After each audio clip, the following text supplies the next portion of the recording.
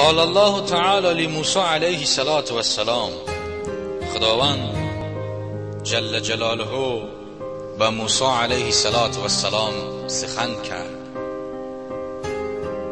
اون حدیث هایی که در باب موسی آمده است که از نام خدا سخن میگوید، خداوند جل جلاله در قرآن خودش شاهدی میدهد.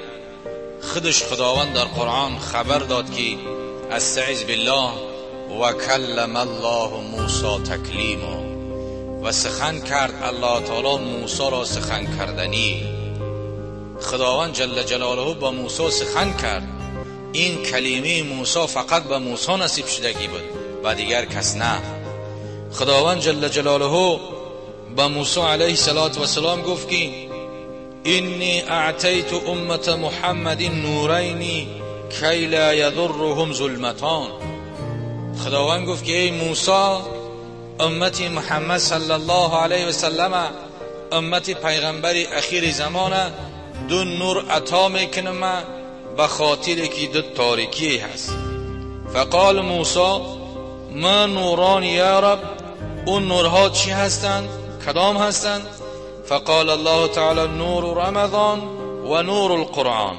این دو نوری که عطا میکنم، یکتش نور ماه شریف رمضان است، دیگرش نور قرآن است. خشا به حال او بنده که در ماه شریف رمضان تلاوت بسیار میکند. خشا به حال او بنده که رو به تلاوت قرآن میارد، ختم قرآن میکند، یا شب زنده‌داری میکند، صلات تراویح دراز میخواند. خشا به حال او بنده که خداوند جل جلاله گفت دو نور عطا میکنم، یکتش نور ماه شریف رمضان است، دیگرش نور قرآن. فقال موسی و ما ظلمتان یا رب، موسی گفت که خدایا اون دو تاریکی کدام هستند؟ از خدا سوال کرد. قال الله تعالی، خداوند جل جلاله گفت ظلمت القبر و ظلمت یوم القیامه.